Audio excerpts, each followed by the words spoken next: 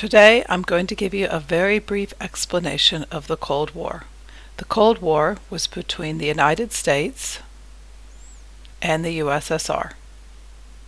Here is Uncle Sam. He represents the United States. Here is the picture of the bear, and he represents the Soviet Union. It all started in Yalta and Potsdam.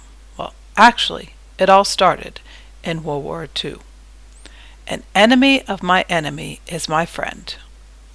What that means is we've got Roosevelt here, Stalin here, Churchill here, and they are all bound together by friendship against the common enemy, Hitler.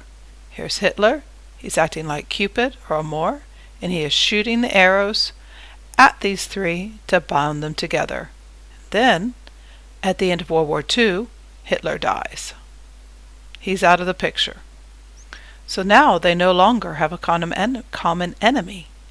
So tension starts breaking down between them. And Roosevelt dies. He is replaced by Truman. Churchill loses, and he is replaced by Attlee, and Stalin stays where he is. So then then what happens? Threats are made at Potsdam. Truman does not like the agreements that are made in Yalta about Eastern Europe. He does not believe that Stalin should have so much control over Eastern Europe. And Truman tells Stalin about the atomic bombs that he's tested. So here's our atomic bombs, fat man and little boy. They're the atomic bombs that are dropped on Japan. Here's Truman. Here is Marshall, and he's being told, here is Stalin, and they say, Marshal Stalin, I do not believe that they are bluffing. So he believes that they are telling the truth about these atomic bombs. And of course, Truman drops them in Japan, and everyone definitely sees that they are real. So the question is, what is a hot war and what is a cold war?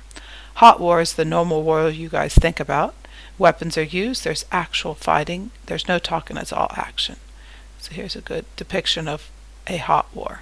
A cold war, it's a political war, it's a war of ideas. There are no guns being fired, it's all talk. And here we have the United States, and here we have the Soviet Union. Soviet Union is always portrayed with red, the color red for communism. Here they are arguing with each other, yelling at each other. So the question is, what is the ideas? It's a war of ideas. The ideas of communism versus capitalism. In communism, they have elections, but the elections are communist versus communist. So you can't choose away from communism. You have to vote for someone who's communist. All industries, all property, all everything is owned by the state. The government owns it all. And all individuals have equal rights. Equal portions, equal shares, equal everything. In the United States, you have to vote, or you get to vote between different parties, Republicans, Democrats. You can also vote for individuals, so you have freedom of choice. The industries are all privately owned, so the better your company does, the harder you work, the more money you make. If your company doesn't do well, you don't make very much money. And there's individual rights. Theoretically, if you work harder, you get more. If you work less, you get less. So our war of ideas was basically Russia trying to grab as many countries as they could to be communist, so they can trade more and control more people, and also create a buffer zone against the United States to help protect them. And the United States was trying to basically stop everyone from being communist because they wanted everyone to be capitalist so they can trade with more people. So here's our capitalism versus communism, the countries. The blue ones, the dark and the light blue, are all capitalist. So we've got our Eastern Europe, all of the Americas, except for right here. Australia, Japan. Then we have the communist countries, which are the Soviet Union and Western Europe and China.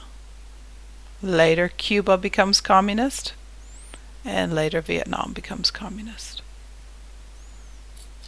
So the results of a Cold War is basically everyone was absolutely scared that nuclear war would start. There was drills about nuclear war fallouts. They used to tell us to go underneath the desks and try to hide, like that would stop a nuclear war or stop a nuclear missile. So then there was lots of tension and an increase in the Cold War. There were proxy wars, which means wars that actually weren't fought by the two groups, but wars that were fought by other people that the USA or USSR helped with. So there's the ones we talk about are the Korean War and the Vietnam War. And then there's the Cuban Missile Crisis. When it was really tense, the Cold War almost got hot. That was actually between the United States and the USSR, and the whole world believed that it would end in nuclear war. Luckily it didn't, and we're still here today. The Cold War lasted for 40 years, from the 1940s to the 1980s, and we will learn more about that. Have a great day. Bye.